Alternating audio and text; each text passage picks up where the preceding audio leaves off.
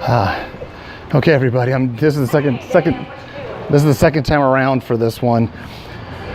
I am at the Car Museum, Classic and Sports Car Museum in Springfield, Missouri, at 1634 West College. And I got to show you this. I'm going to start with this because I don't want to lose time. I don't want to lose battery. I don't want to lose you guys. It was another one of my must finds on Route 66. That was a must find. This is a 1926 Hudson Speedster. A 1926 Hudson Speedster, but it's not just any 1926 Hudson truck or Speedster. This vehicle was used in the movie Grapes of Wrath. That's right, Henry Fonda sat right there, drove it. This was converted into the truck. Here you have the news article. You have the news article, movie star with the motor. This is the news article of this very car. This is it in Grapes of Wrath, in the movie Grapes of Wrath.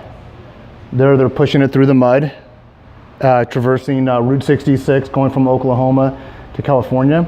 This is the original 1926 Hudson Super 6, used in the John Steinbeck movie Grapes of Wrath. They found this after years in storage. Look at that license plate. EL204, EL204 Oklahoma 39, and there it is right there in the movie photo. This is unbelievable for me. People that know me or had met me in the route, you've often heard me talk about the Dust Bowl from 1930 to 1939, Steinbeck's influence on culture at the time. The book came out in 38, the movie comes out in 39. At that point, people are still migrating from Oklahoma and the other plains, Great Plains area where agriculture was being devastated by the Dust Bowl. So Steinbeck writes this book, the movie comes out, and people are still in their plight. It's very hot and humid in here. But people are still in their plight when the movie comes out. Now, there was a little bit of controversy because Steinbeck was actually going to these migration camps and interviewing people to find out what their stories were, and he incorporated that culture in the book and in the movie, but there were some people that disagreed and thought that he was painting them in a bad light. So kind of became a little controversial as far as the book, but this is an unbelievable piece of history, not only for the movie purposes, but for the time, 1926. I want to get back in the rear of it and show you how this is designed. I mean, who wouldn't want to take a ride in this right now? Seriously. Look at that, there's a little bag in there. Grapes of Wrath, Steinbeck. They have done one awesome job on this vehicle. One awesome job. So as it goes in description, they basically, and that's how the spare tire was carried on this thing. But that's what they did. They took this chassis, this vehicle, took all the cool stuff off, somehow put the truck back on it. Ooh, I don't think I'd want to ride in this car.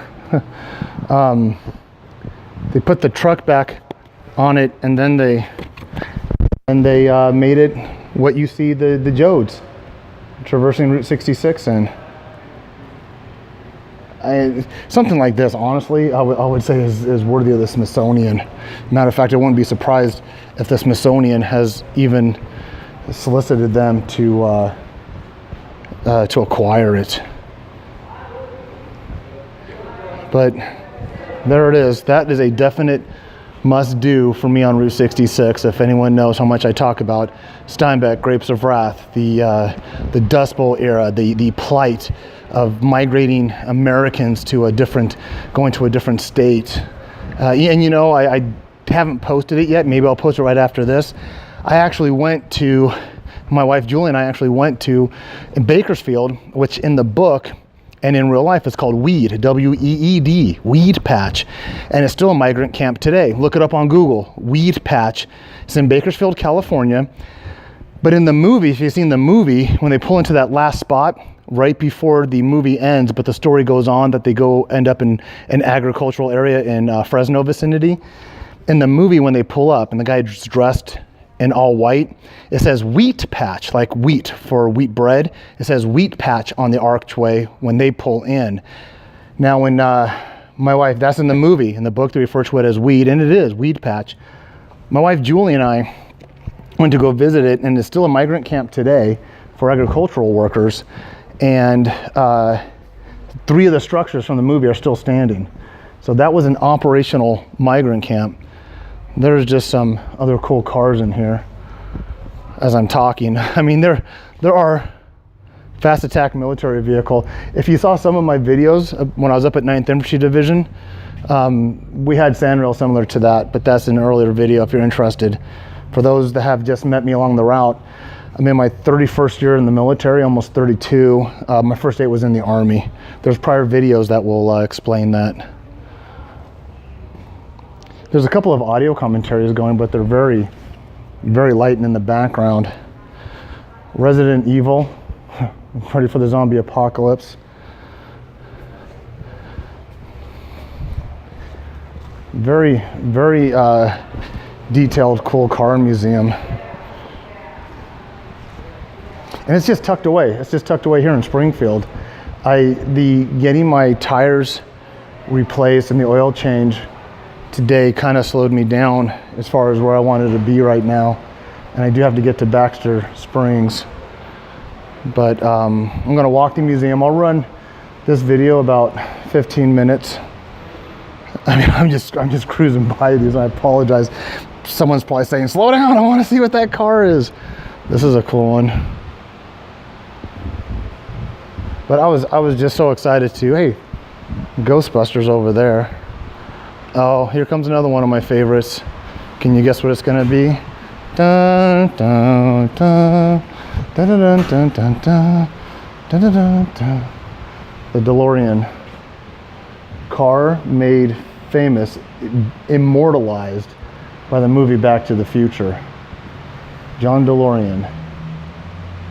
And you guys might notice I have some Back to the Future stickers, some Back to the Future references on my motorcycle, such as flux capacitor and some other things. My license plate frame.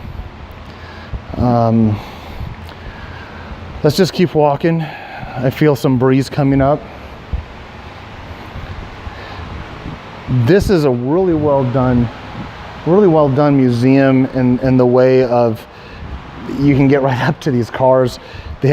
All of them have descriptions of what we're looking at. I wouldn't say I'm a classic car aficionado at all, but knowing that Grapes of Wrath car was there was something surely for me to find out. And I came really close to bypassing it because of my getting my motorcycle worked on today. Like I said, safety first, right? I think this is one of those Crosley cars. Yeah, it is. Here's a Crosley. They're just small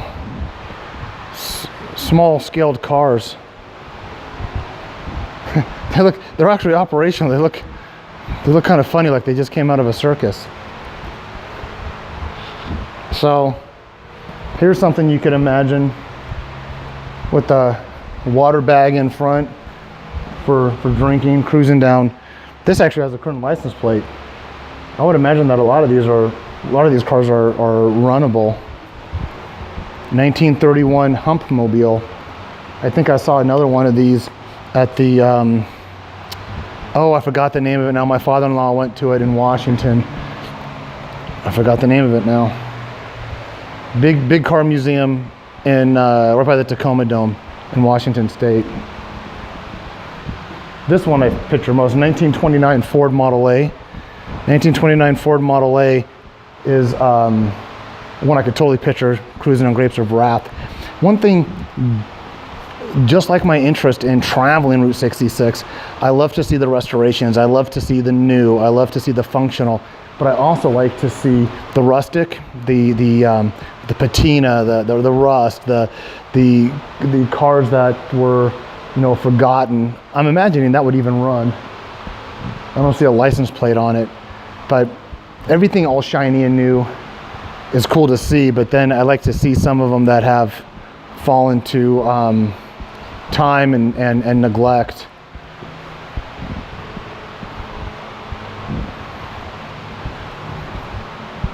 Okay, we got about 10 minutes running. Let's go over to the. This is the Chitty Chitty Bang Bang right there. I don't know. I'm just kidding. I don't know what kind of car Chitty Chitty Bang Bang was, but when you, this is a 1925 Kiesel Gold Bug Speedster. It just kind of looks like what Chitty Chitty Bang Bang would be. 1976. That was 1976 three-wheeler. Huh. Nice color on this vehicle here. 1948 Hudson Commodore. Now this might be a reproduction of the Ghostbusters. You know, but you'd be surprised. Some of these smaller museums, they have the originals. They have the original Grapes of Wrath car. But let's see here. Let's see what the sign says. The Etco 1 of 5 official. So like as in Back to the Future, it wasn't just one DeLorean. They had many different DeLoreans used for many different angles or shots or purposes. So apparently, if you watch the original Ghostbusters, this one was 1 of 5 that was actually in it. Another very interesting automobile museum is the Tallahassee one. My wife and I went to. They have a lot of one-of-a-kind things there also at the Tallahassee Auto Museum. You know, for me not knowing much about cars, I could really spend a lot of time in a place like this. You know, just like I spent some time on Route 66 and some of the structures, buildings, motels, thinking about who might have stayed in those buildings and motels at what time, and just like who drove these cars. I mean, I imagine people at one point going to the car lot and saying, hey, it's 1925 and I want to buy myself a 1925 Nash Roadster. I mean, somebody bought this brand new at one time, you know, was proud and kept it in the garage. I just got to go up and show you some of this weaponry.